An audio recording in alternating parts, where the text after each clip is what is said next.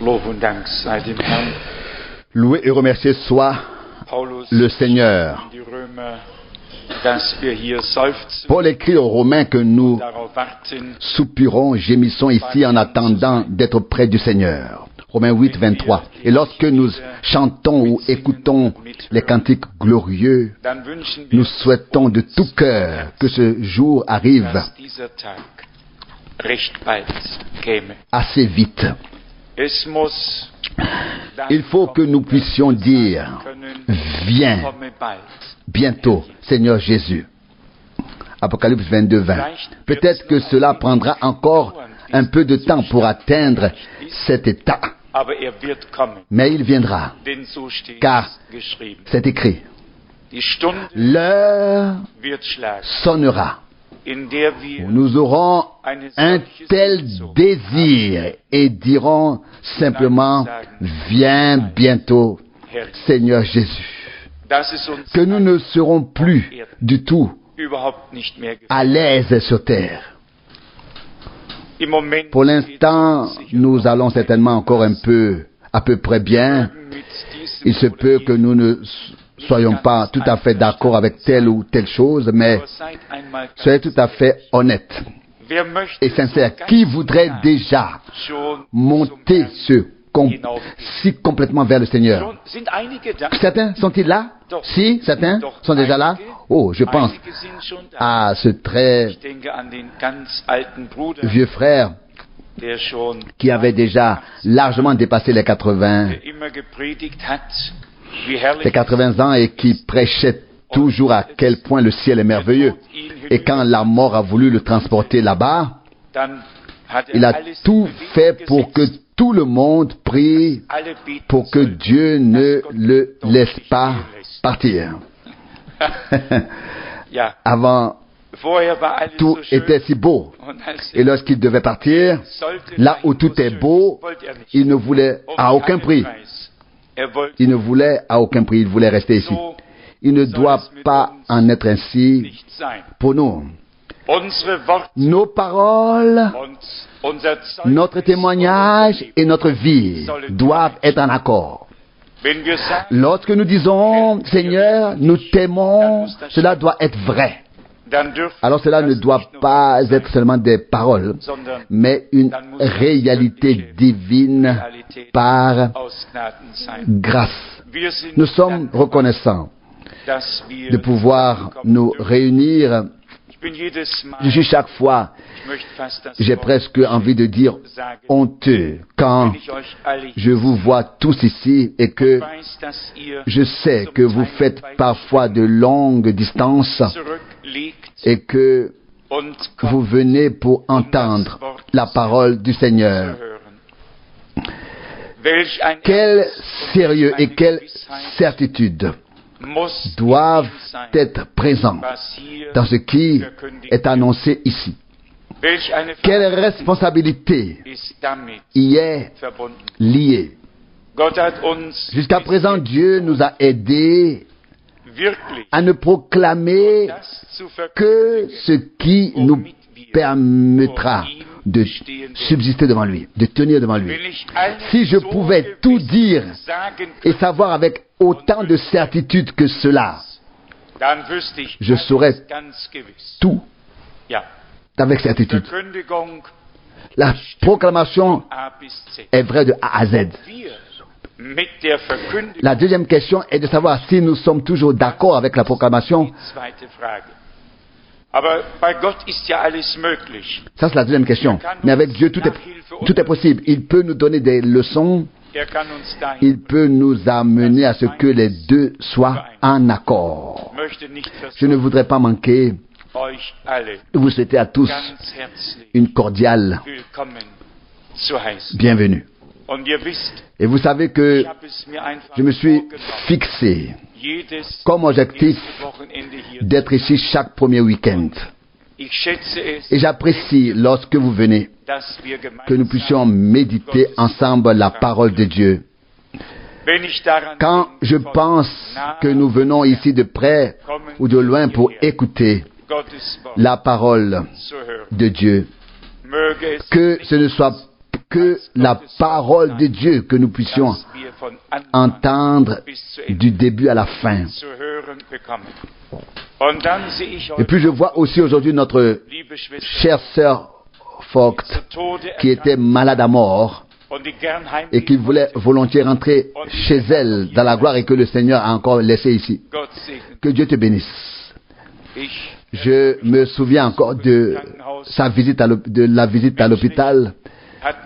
Humainement, nous n'avions plus d'espoir. Et pourtant, Dieu a fait en sorte qu'il en soit ainsi. Et si nous pouvons dire, Seigneur, que ta volonté soit faite, et si nous le pensons vraiment, parfois nous le disons et ne le pensons pas, mais si c'est dit avec le cœur et que nous le pensons, quand j'ai su ou entendu que tu allais venir, j'ai pensé à la phrase que tu m'as envoyée il y a quelque temps et je vais la lire. Prière d'un serviteur de Jésus.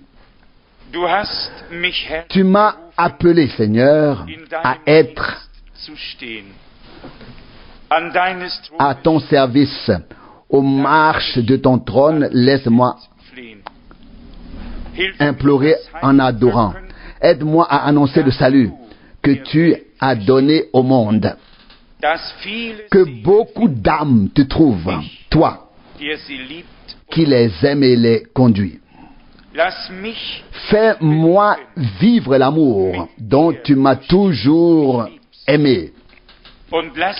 Et laisse-moi transmettre la joie que tu donnes. Même si les ennemis se déchaînent et que ma force se brise, tu fais de la souffrance une louange. Tu rends lumineuses toutes les brumes. Tu me tiens avec des mains fortes pour que je me tienne sur le qui-vive. Me permet d'accomplir le service que tu me destines. Je le regarde souvent. Je l'ai encadré sur mon bureau. Je ne l'ai sorti que pour pouvoir le lire. C'est mon souhait le plus cher. Pour moi, cela signifie tout. Christ est ma vie et que la mort soit mon gain. Nous l'avons dit et répété, si nous vivons avec lui, nous mourrons aussi avec lui. C'est-à-dire que nous passerons dans la gloire. Nous avons de très bonnes nouvelles de partout. Les gens veulent entendre la parole de Dieu comme jamais auparavant. Et nous espérons qu'un véritable temps de récolte va commencer.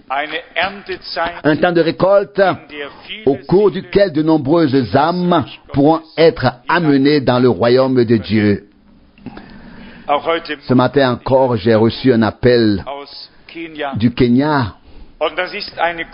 Et c'est un groupe qui a préparé des campagnes interdénominationnelles, interconfessionnelles pour Billy Graham, pour Osborne et Cerulo, pour tous ces grands noms.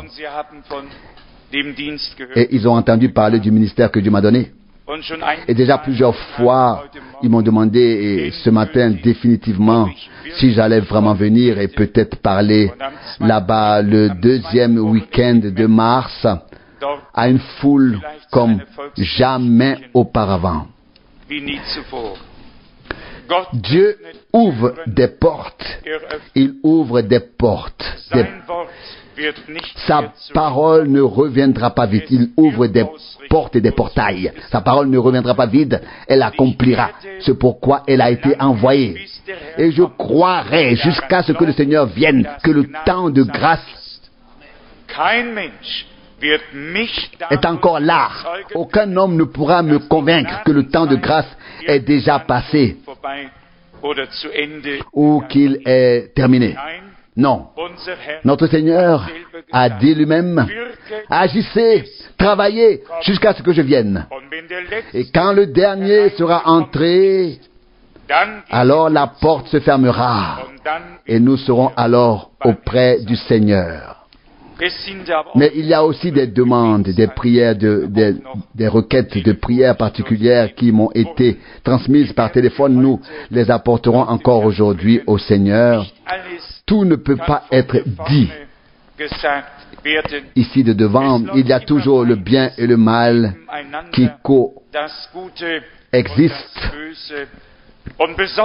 Et surtout, lorsque Dieu s'apprête à faire quelque chose de glorieux, l'ennemi fera tout pour arrêter la cause, la chose de Dieu, l'œuvre de Dieu. Mais ce n'est pas en nous-mêmes ou par notre conviction, mais en levant les yeux vers Dieu, que nous pouvons le dire avec conviction. Jésus est vainqueur. Que les choses soient ce qu'elles sont. Si nous sommes devenus la semence d'Abraham, par grâce, nous ne regardons pas à ce qui est sous nos yeux, mais à celui qui a fait la promesse. Et nous le regardons avec foi. Nous regardons avec foi à lui, comme si nous le voyions. Et vivions dans la conviction, et vivons dans la conviction qu'il accomplira effectivement tout ce qu'il a promis. Romains 4, 21. Il ne peut en être autrement. La foi en Dieu est liée aux promesses qu'il a faites à son peuple dans sa parole. Et nous ne connaissons pas Dieu autrement que comme le Dieu fidèle et véridique qui ne peut ni et ne veut manquer à sa parole, annuler, mais comme nous l'avons d'ailleurs souvent lu dans l'Épître aux Hébreux, qu'il a confirmé par un serment le caractère irrévocable de sa volonté. Je devrais peut-être le lire, cela. C'est en effet un tel renforcement de la foi. Et nous en avons tous besoin. Nous en avons tous besoin, même si nous pensons parfois que cela peut aussi aller ainsi. Nous avons tous besoin d'un renforcement très puissant de notre foi. Dans Hébreux, au chapitre 6, il y a ces paroles magnifiques. Hébreux, chapitre 6, et plus précisément du verset 15. Hébreux 6, du verset 15. Et c'est ainsi que cet homme persévéra avec patience et obtint ce qui lui avait été promis. Verset 16. On sait que les hommes jurent par ce qui est supérieur et que le serment leur sert d'affirmation de sorte que toute contestation est exclue. Verset 17. C'est pour cette raison que Dieu, voulant montrer clairement aux héritiers de sa promesse l'immuabilité de son dessein, est intervenu comme garant avec un serment. Verset 18. Afin que nous ayons un fort encouragement par deux faits immuables dans lesquels il est impossible que Dieu se soit trompé. Nous qui avons pris notre refuge pour saisir l'espérance qui nous est ouverte.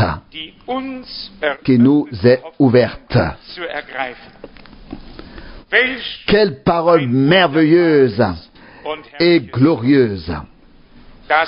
Cela ne fait pas que nous consoler, cela nous fortifie, nous donne confiance en notre foi, nous relève et nous donne un nouveau courage pour servir et suivre le Seigneur.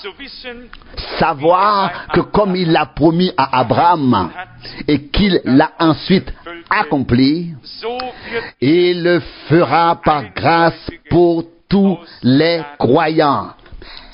Dieu tient ses promesses. Le ciel tombera plutôt que de me tromper sur sa parole. Pourquoi Dieu nous a-t-il conduits de manière à ce que nous mettions l'accent sur sa parole, non pas sur des explications ou des interprétations qui peuvent être telles aujourd'hui et telles autres demain, mais sur la parole infaillible, éternellement valable, éternelle et immuable de Dieu. Et c'est sur elle que nous restons fondés par grâce. Si nous jetons un regard en arrière sur toutes les versions qui ont déjà été produites au cours de notre temps en matière d'interprétation, nous pouvons à nouveau remercier le Seigneur de nous avoir maintenus dans sa parole. Je n'avais pas de parole pour ce soir, mais suite à la brève conversation avec Frère Kupfer, je voudrais quand même aborder le fait avec lequel nous avons été familiarisés par le ministère de Frère Branham, c'est-à-dire le dernier signe que le Seigneur a donné à son Église, comme autrefois au peuple d'Israël et aux Samaritains et au temps d'Abraham, en révélant les pensées des cœurs. Et vous savez bien qu'il y a des frères qui vont à droite et à gauche, au-delà du témoignage des Saintes Écritures. Et s'il est écrit ici dans les jours où le Fils de l'homme se révélera, et lorsque Frère Branham s'y réfère, ils disent alors, vous voyez, c'était bien lui. Mais si nous regardons attentivement les Saintes Écritures, nous pouvons encore faire la distinction entre le Seigneur Jésus et un ministère accompli en son nom. Si nous ne pouvons plus le faire, je ne sais pas ce que nous pouvons encore faire. Et cela doit s'inscrire dans notre chair et notre sang. Cela doit pénétrer notre âme et notre esprit, notre moelle et nos jambes, afin que nous restions solidement établis dans la parole de Dieu pour toujours. Avant d'en venir à Luc 17 et Matthieu 24, permettez-moi seulement de vous montrer qu'on ne peut pas lire les Écritures, les Saintes Écritures seulement selon notre intelligence humaine ou dans l'ordre des chapitres, mais qu'il faut la révélation de l'Esprit pour mettre toutes choses à la place qui leur revient. Lorsque nous lisons la venue du Seigneur dans les Écritures, nous la trouvons à plusieurs reprises dans les évangiles et les épîtres, et surtout dans l'Apocalypse. Il y est fait référence à maintes reprises, par exemple dans Apocalypse 16. Je me contenterai de citer quelques passages de l'Écriture pour vous montrer quelque chose.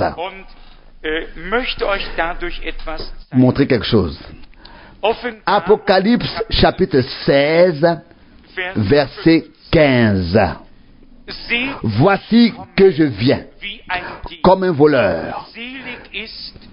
Béni celui qui veille et qui tient ses vêtements prêts, de peur qu'il n'aille tout nu et qu'on ne voie sa honte.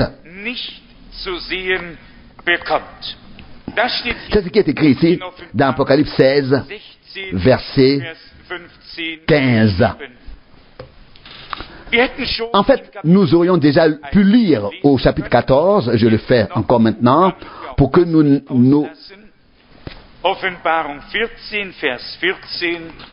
mettions pas à cela non plus.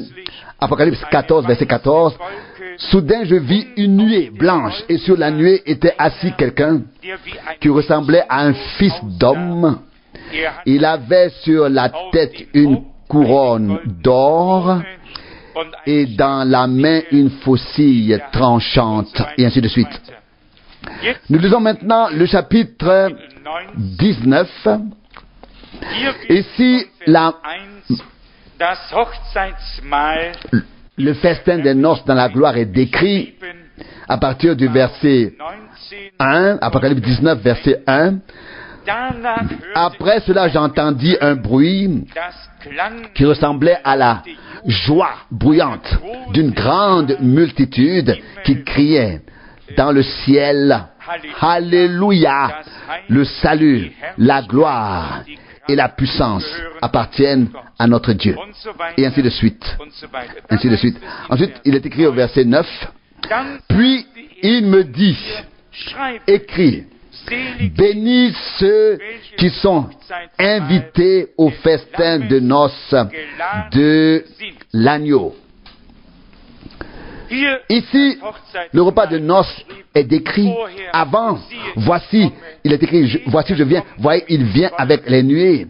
Toujours l'indication qu'ici nous est décrit le festin des noces. Et dans Apocalypse, au chapitre 21, nous lisons au verset 1, le nouveau ciel et la nouvelle terre. Apocalypse 21, verset 1. Puis, ici, il est écrit, puis je vis, Apocalypse 21, verset 1 maintenant, puis je vis un nouveau ciel et une nouvelle terre. Car le premier ciel et la première terre avaient disparu et la mer aussi n'existait plus. Alors, si nous observons la séquence dans le chapitre 19 des versets 1 à 10, le festin des noces, à partir du verset 11, le Seigneur descend, le combat final a lieu, tous les oiseaux du ciel se rassemblent, comme vous pouvez le lire à partir du verset 17, pour manger la chair des rois et des chefs militaires, parce que le Seigneur a décidé de la bataille finale et a mis fin à tout. Ensuite, dans Apocalypse 20, à partir du verset 1, le royaume millénaire est décrit, le millénium. Puis au verset 7, il est écrit, lorsque les 1000 ans seront terminés, Satan sera libéré de sa prison. Puis vient le jugement final du verset 11 à la fin du chapitre 20. Puis au verset 1 du chapitre 21, il est question de nouveaux cieux et d'une nouvelle terre. Puis au verset 2, de la ville sainte, la nouvelle Jérusalem, qui descend du ciel d'auprès de Dieu, dotée comme une épouse, revêtue comme une épouse, parée comme une épouse. Et maintenant, vous ne serez pas peu étonné quand, après tout cela, je vous lirai à nouveau du chapitre 22 ce que je vous ai lu avant tous ces chapitres. Apocalypse 22, nous lisons ici le verset 6. Apocalypse 22, verset 6.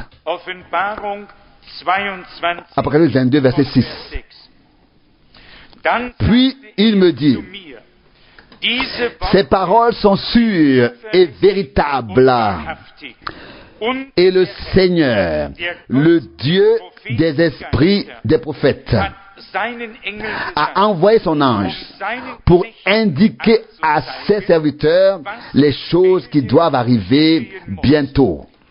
Verset 7, et voici que je viens bientôt.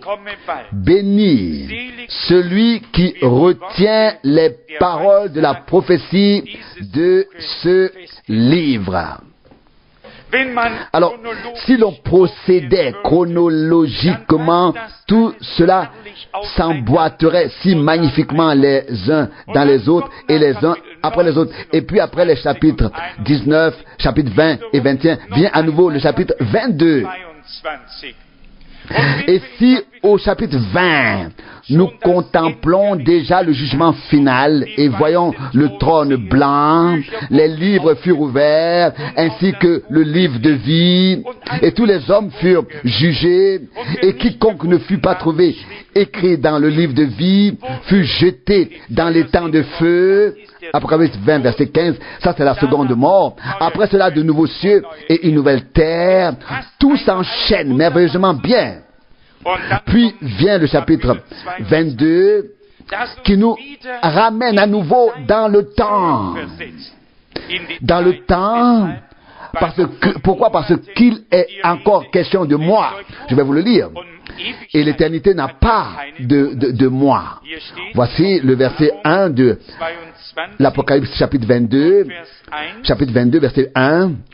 Il me montra ensuite un fleuve d'eau de la vie, limpide, comme du cristal, qui sortait du trône de Dieu et de l'agneau. Verset 2. De chaque côté du fleuve, à mi-chemin entre lui et les rues de la ville, il y avait des arbres de vie qui portaient 12 fois du fruit. Chaque mois, ils donnent leurs fruits et les feuilles des arbres servent à la guérison des peuples. Une description à 100% de l'état du royaume millénaire, du millénium, avec une certitude absolue et à 100%. Je peux vous amener à Ézéchiel 47, où il y a exactement les mêmes mots, les mêmes paroles. Mais je dis ou je lis ces passages de l'Écriture pour une raison bien précise, à savoir pour nous montrer que nous ne pouvons pas lire la Bible comme un livre ou un journal quelconque, mais que nous devons avoir l'autorité divine, la procuration divine, et d'exposer le plan de salut de notre Dieu comme il se doit. Ici dans Ézéchiel 47, je voudrais au moins lire les versets en relation avec Apocalypse 22. Et ici cela est dans Ézéchiel 47 au verset 12 en relation avec Apocalypse 22. Sur les rives du fleuve, de chaque côté, pousseront toutes sortes d'arbres à fruits comestibles, des arbres dont le feuillage ne se flétrira pas et dont les fruits ne tariront pas. Tous les mois, ils porteront des fruits mûrs. Avons-nous lu la même chose dans Apocalypse 22? Tout à fait. La parole de Dieu s'accorde toujours. Passons maintenant au thème de la soirée de ce soir en toute hâte. Passons à Luc chapitre 17. Et c'est à dessein parce qu'il s'agit de choses doctrinales que je veux parler lentement. Quand on évangélise, il faut que la chose vienne, qu'il y ait du feu et aussi un peu d'enthousiasme. Mais lorsqu'on expose ce qui est important sur le plan prophétique ou doctrinal, il faut le faire de manière claire afin que le dernier venu puisse suivre et comprendre. L'accent dans Luc 17, que frère Branham a également souligné, se trouve en effet dans les versets jusqu'à 30. Mais je dois, par souci de véracité, lire le contexte dans son ensemble.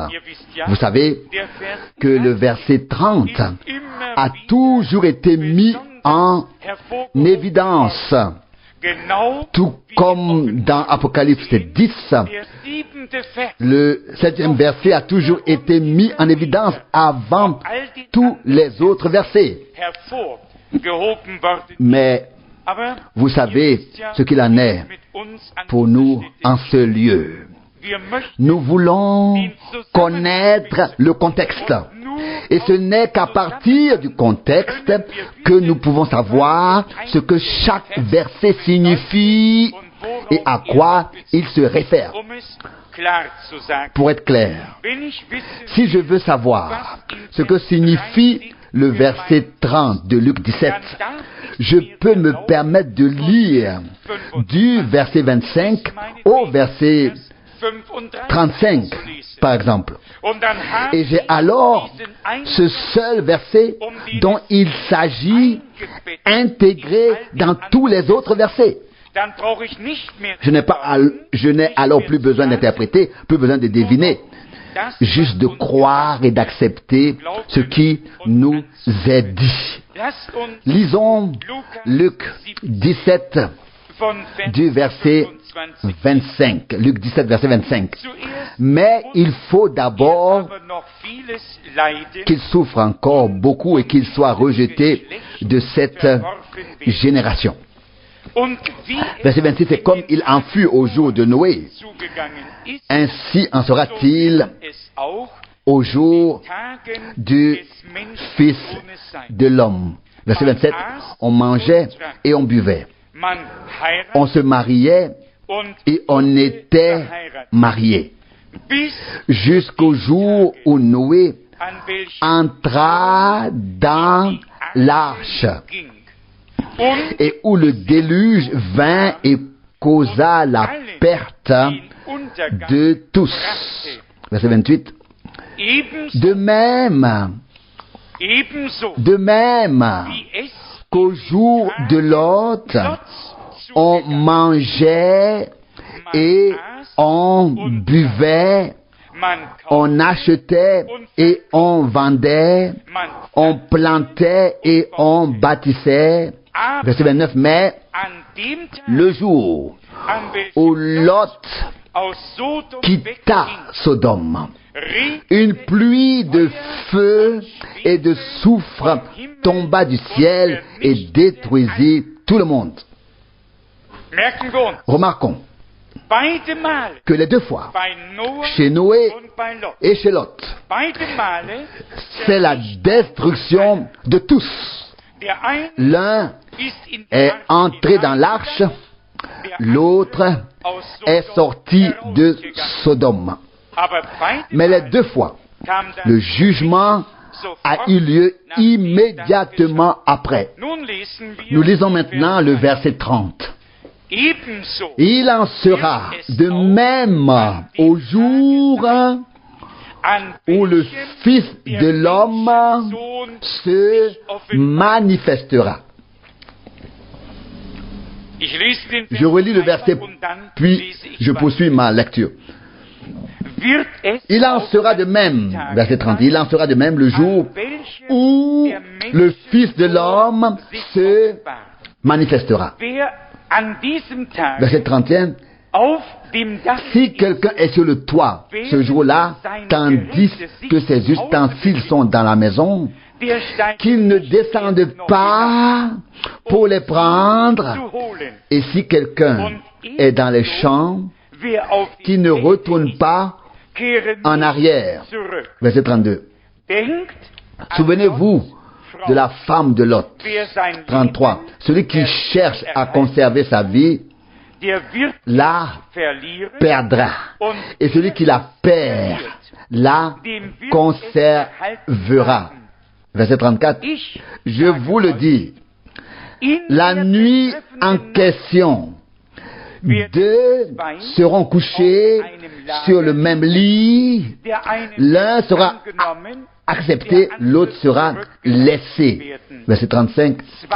Deux moudront au même moulin à bras, l'un sera accepté, l'autre sera laissé. Verset 36. Deux seront dans les champs, l'un sera pris et l'autre laissé. Verset 37. Les disciples lui répondirent en demandant, Seigneur, où donc? Mais il leur répondit, là où se trouve. Là où se trouve le corps, là s'assembleront les aigles. S'assembleront les aigles. Le contexte est très clair et il y a globalement en lien avec le Fils de l'homme ce que j'appellerais trois notions. Le premier, quand le Fils de l'homme se manifeste. Le deuxième, quand vous verrez le Fils de l'homme venir sur les nuées du ciel. Et le troisième, quand vous verrez le signe du Fils de l'homme dans le ciel. Il faut pouvoir situer ces trois choses dans la Bible, les classer dans la Bible pour savoir dans quel contexte elles s'inscrivent. Ici, dans Luc 17, cela semble très clair pour nous tous. Il y avait Noé. Dieu lui a révélé ce qui allait arriver. Il était le prophète. Il s'est présenté avec le message. Puis cette période de prédication au cours de laquelle l'arche a été construite en même temps est arrivée à son terme. Puis Noé est entré dans l'arche et 7 jours se sont écoulés et après les 7 jours, la destruction s'est produite. Il ne s'agissait pas d'une interprétation ni d'un sermon, mais de l'action de Dieu conformément à ce qu'il avait annoncé, à savoir qu'il allait pleuvoir. Personne n'a fait le tour de l'arche en disant, bien-aimés, je voudrais vous dire quelque chose, maintenant voici l'histoire.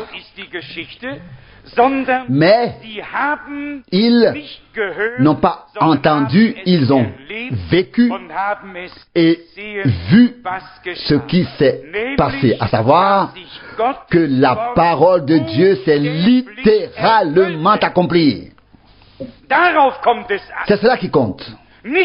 Non pas à l'interprétation, mais à l'accomplissement littéral de la parole de Dieu.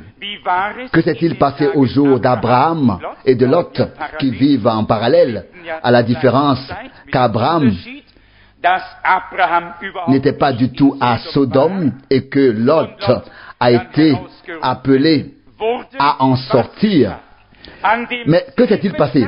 Le jour même où Lot sortit de Sodome, il y eut une pluie de feu et de soufre. Le feu tomba et brûla ce qui pouvait l'être et la femme de Lot qui regardait autour d'elle devint une colonne de sel.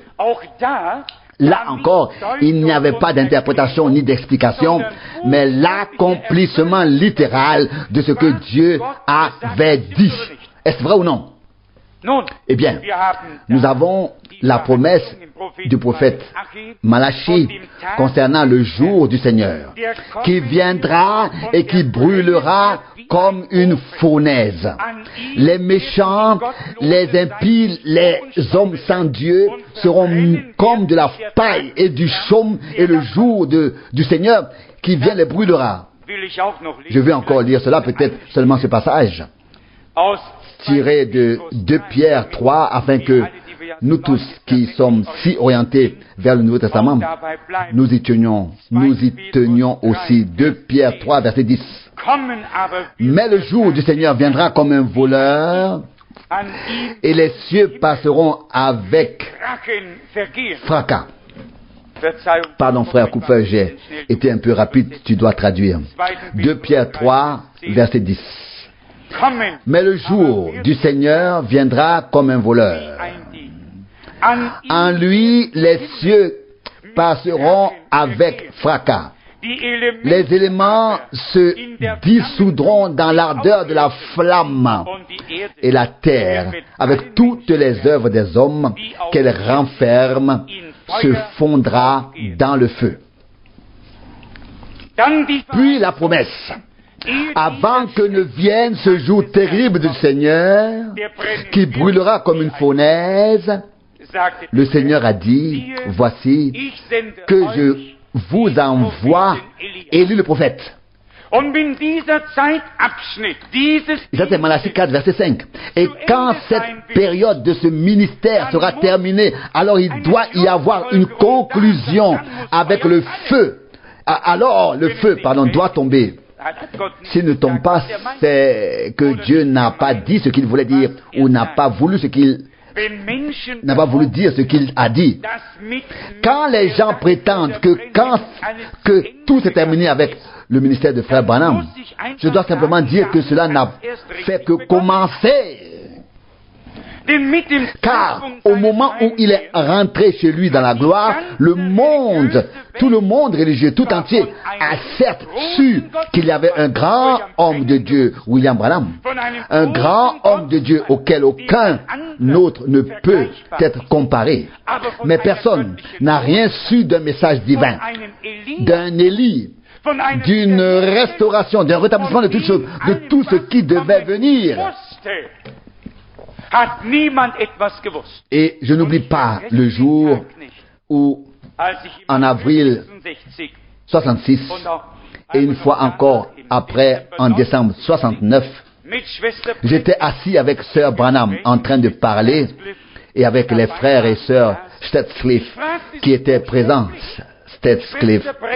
Je lui ai littéralement demandé, Sœur Branham, pendant la période où ton mari était encore en vie, savais-tu de quoi il s'agissait? Et elle a simplement répondu non. Non, je ne le savais pas. Qu'est-ce que je veux dire par là? Il y a aujourd'hui des gens qui ont dormi pendant toutes ces années, mais qui viennent maintenant et ne voient pas et ne reconnaissent pas le contexte, apportent des troubles dans le royaume de Dieu, font des affirmations qui n'ont aucune réalité et qui n'ont pas non plus de fondement. Tout ce que Dieu fait sera toujours en accord avec sa parole. Noé est entré, mais avant il y avait eu l'annonce, il pleuvra. Lot est sorti, mais avant cela il y avait eu l'annonce, je vais brûler Sodome et Gomorrhe. Il y avait eu l'annonce. Les deux choses se sont passées comme Dieu l'avait dit auparavant. La même chose doit se répéter et se répétera dans cette génération. Lorsque le ministère, autour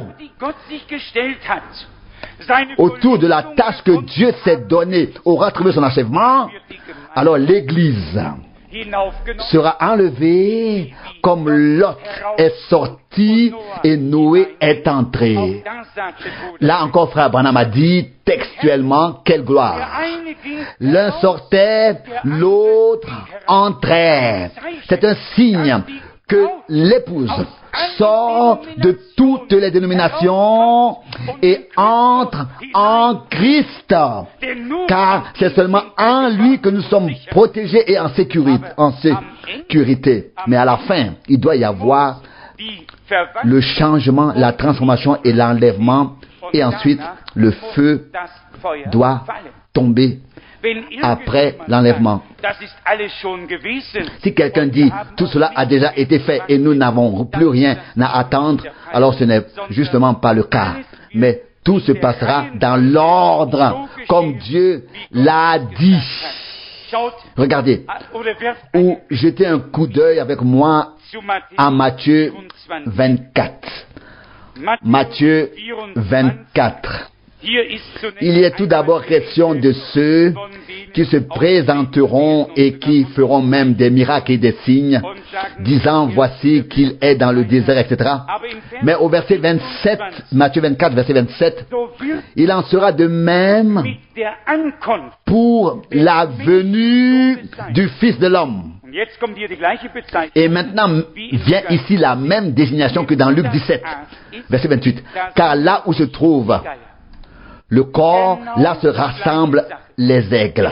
Exactement la même chose. Le même qui s'est révélé, qui s'est manifesté, est le même qui reviendra pour ramener à la maison les siens auxquels il a pu se révéler, à qui il a pu se révéler. Il y a une différence ou un laps de temps entre la révélation et le rappel à la maison, par l'enlèvement, entre ce qui devait être annoncé et manifesté, et ensuite, jusqu'à ce que la chose puisse être achevée. Entre-temps, il y a notre appel à sortir, notre enseignement. Il y a l'appel à sortir. Il y a l'enseignement qui nous est apporté, notre instruction, notre préparation. Et nous devons utiliser ce temps, racheter ce temps. Et nous savons très bien qu'après l'enlèvement vient d'abord la grande tribulation. C'est alors que le ciel perd son éclat, que la lune se change en sang, que les étoiles tombent du ciel. Apocalypse 6, verset 12, il y a des gens qui disent le Seigneur est venu déjà et la lune brille comme toujours, et le soleil aussi, les étoiles sont là où elles étaient, et ils font toutes choses sans que les choses liées à cela soient manifestées. Je ne peux pas le supporter. Si quelqu'un comprend que Dieu est saint comme sa parole elle-même, il n'ose pas s'approcher des Saintes Écritures à moins qu'il n'y soit divinement autorisé, afin de classer les choses telles qu'elles ont été vues et écrites par Dieu lui-même. Retenons qu'après l'enlèvement vient le temps de la grande tribulation dont il est écrit: priez pour être digne d'échapper à tout ce qui doit venir sur le monde entier. Luc 21, verset 36. L'avez-vous lu? Luc 21. Vous pouvez tous le lire. Luc 21, verset 36. Mais nous allons lire le verset suivant de Matthieu 24. Il est écrit ici, c'est-à-dire Matthieu 24, verset 29 maintenant. Aussitôt après cette tribulation, le soleil s'obscurcira et la lune perdra son éclat, les étoiles tomberont du ciel et les puissances des cieux seront ébranlées. Alors, le signe du Fils de l'homme apparaîtra dans le ciel. Alors, toutes les tribus de la terre se lamenteront et gémiront. Et elles verront le Fils de l'homme venir sur les nuées du ciel avec une grande puissance et une grande gloire. Deux venues différentes. L'une des venues parle de l'enlèvement. Deux seront couchés sur un lit. Deux moudront à la meule. Deux seront dans un champ. L'un sera pris, l'autre laissé.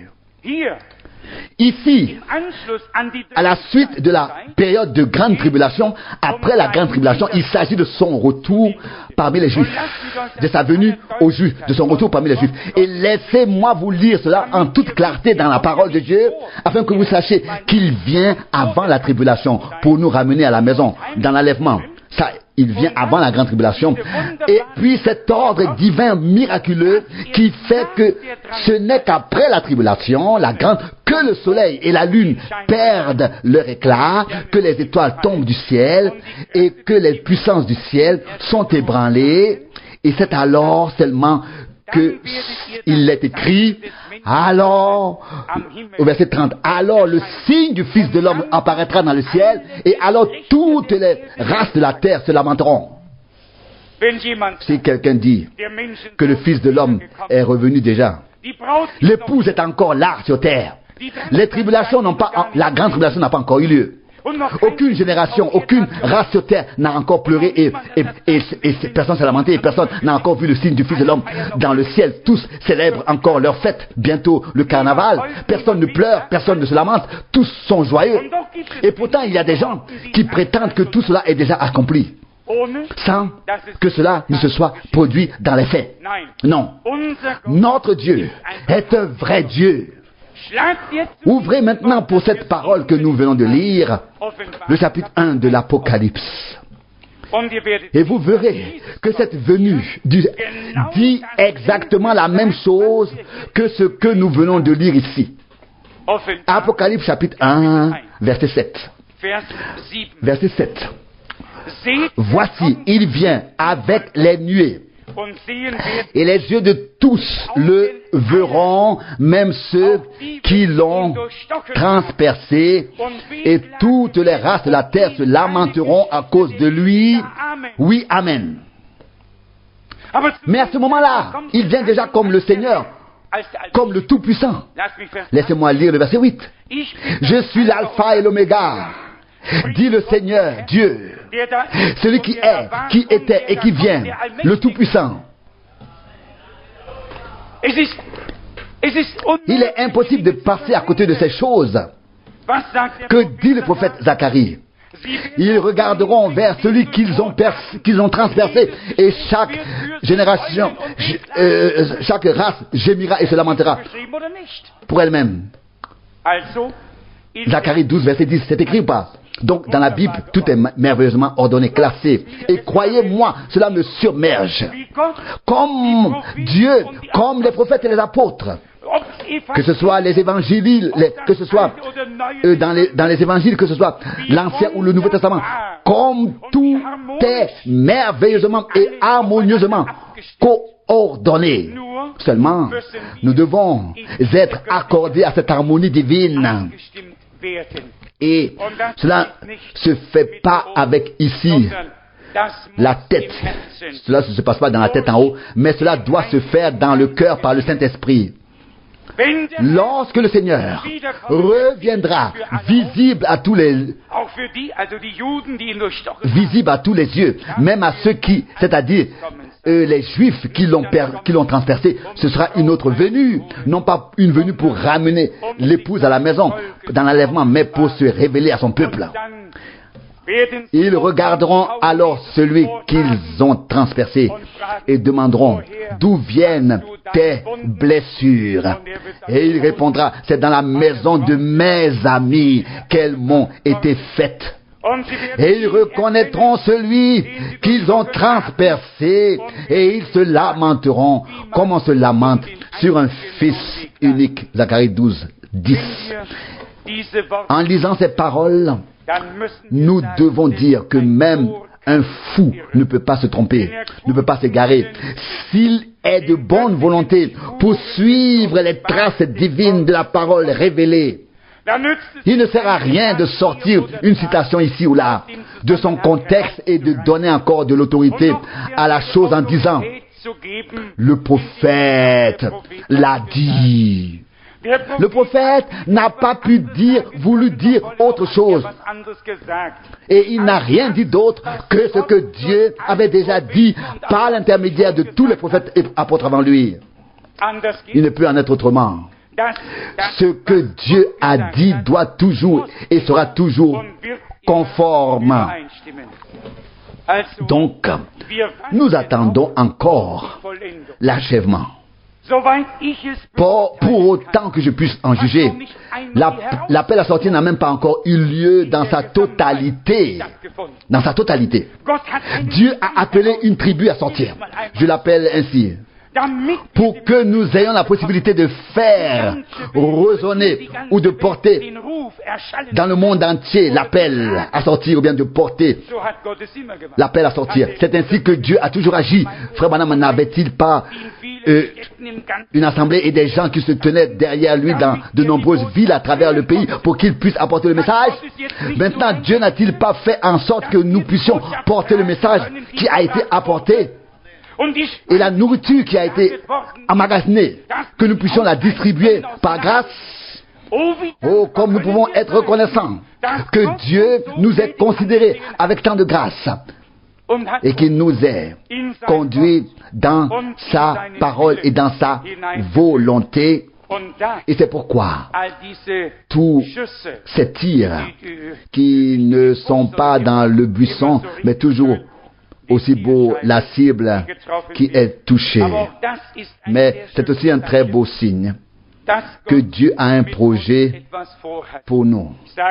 Si nous devenons la cible de tous ces gens. Je ne le dis pas par présomption, je le dis parce que c'est vrai. Dieu a un plan, Dieu a un programme.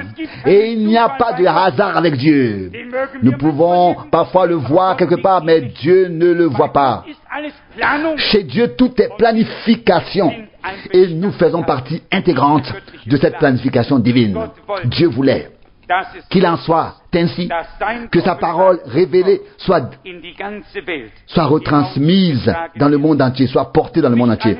Non pas une interprétation, non pas une opinion, mais la proclamation de tout le conseil de Dieu à la lumière des vérités révélées que Dieu a placées à nouveau sur le chandelier en ce temps. Il nous est impossible de continuer à naviguer dans les anciennes eaux. Nous en sommes sortis et nous espérons ne pas avoir emporté avec nous un autre manteau babylonien sous lequel certaines choses sont restées cachées. Mais que nous sommes sortis de Babylone et que Babylone est aussi sortie de nous. Devons-nous donc devenir plus clair que ça? Combien sont sortis de la Babylone d'alors, à l'époque de la réformation, et enregistré toujours de nouvelles sorties? Et ils ont pris des choses anciennes de Babylone, voir ici la Trinité et tous les baptêmes et toutes les choses qui ne sont pas bibliques. Tous les baptêmes et toutes les choses qui ne sont pas bibliques. Mais Dieu a envoyé un prophète pour dévoiler tout cela, pour nous montrer la liberté, et aussi pour nous montrer où les choses ont mal tourné, pour faire une correction. Et par grâce, nous pouvons le reconnaître, l'approuver intérieurement et dire: Seigneur, tu as fait cela de manière merveilleuse. C'est ainsi que tu l'as promis dans ta parole. C'est ainsi que nous l'avons vécu. Et c'est ainsi que nous le voyons maintenant se produire. L'évangile du royaume doit être prêché à toutes les nations en témoignage. Matthieu 24, 14. Pas un évangile, mais l'évangile. Ce message divinement, ce message qui procure la joie divine, qui contient tout ce que Dieu a promis. Et alors, nous aussi, nous nous réjouissons malgré les souffrances, les malentendus et tout ce qui peut se trouver en chemin. Nous avons un objectif en tête. Nous savons en qui nous croyons. Nous savons qui nous a parlé. Et nous sommes reconnaissants de pouvoir le suivre. Si Dieu nous accorde sa grâce, nous mettrons toutes ces choses en ordre sur le plan doctrinal, dans l'enseignement, petit à petit, avec l'aide de Dieu. Ne pensez pas que je viens ici comme quelqu'un qui sait quelque chose. J'en sais autant que n'importe qui d'autre, et aussi peu. Mais tout à coup, la lumière vient. Tout à coup, l'inspiration vient. Tout à coup, les choses commencent à s'assembler. Et alors on ne peut plus fermer les yeux. Alors il faut les ouvrir. Et la lumière jaillit de chaque passage biblique. Et on voit les relations telles que Dieu les a voulues. Bien sûr, nous devons admettre que dans tout l'Ancien Testament et dans les évangiles, il est question des Juifs et de ce qui est destiné aux nations. Et ce qui s'est passé autrefois, et ce qui s'est passé en 17 après Jésus-Christ, ou plutôt en 70, en 70 après Jésus-Christ, avec la destruction où il est écrit: malheur à celles qui sont enceintes en ce temps-là, ou qui ont des enfants à nourrir, priez pour que votre fuite n'ait pas lieu en hiver, et ainsi de suite. Il n'est pas facile d'ordonner toutes ces choses, mais elles sont ordonnées. Seulement Dieu a dû dire tant de choses en peu de temps, et nous devons avoir la grâce de bien classer ces nombreuses choses dites en peu de temps. Alléluia. Gloire et honneur au Dieu vivant qui s'abaisse ainsi jusqu'à nous par sa parole, par son esprit. Et nous pouvons par grâce nous tenir sous le sang de l'agneau. Et comme nous l'avons lu au début, Dieu le Seigneur a fait un serment. Il est intervenu comme garant pour que toutes ses promesses s'accomplissent. Et cela se passera comme cela s'est passé pour Noé, comme cela s'est passé pour Lot. Que les choses qui ont été littéralement annoncées se sont aussi produites. Il en sera ainsi lorsque le Fils de l'homme se révèle, se manifeste. Il en sera ainsi lorsque sa révélation parmi son peuple aura atteint sa conclusion, son achèvement et son point culminant, et que celui qui s'est révélé pourra ensuite revenir pour ramener chez lui dans la gloire par l'enlèvement ceux à qui il a pu se révéler. N'est-ce pas merveilleux? Et nous le sentirons tous. Ce ne sera pas un enseignement, ce sera une réalité, une immense réalité. La résurrection aussi sera une réalité. La transformation sera une réalité. La montée dans les airs sera une réalité. La rencontre du Seigneur dans les airs sera une réalité. Le repas de noces sera une réalité. Mais pas n'importe quelle prédication. Maintenant, c'est la prédication. Mais ensuite, c'est l'accomplissement de la prédication de la parole. Ensuite, c'est la chose alors elle-même. N'êtes-vous pas heureux que Dieu nous ait donné cette grâce? Est-ce que cela a été suffisamment clair? J'en suis sûr que Dieu vous bénisse. Amen. Levons-nous et prions.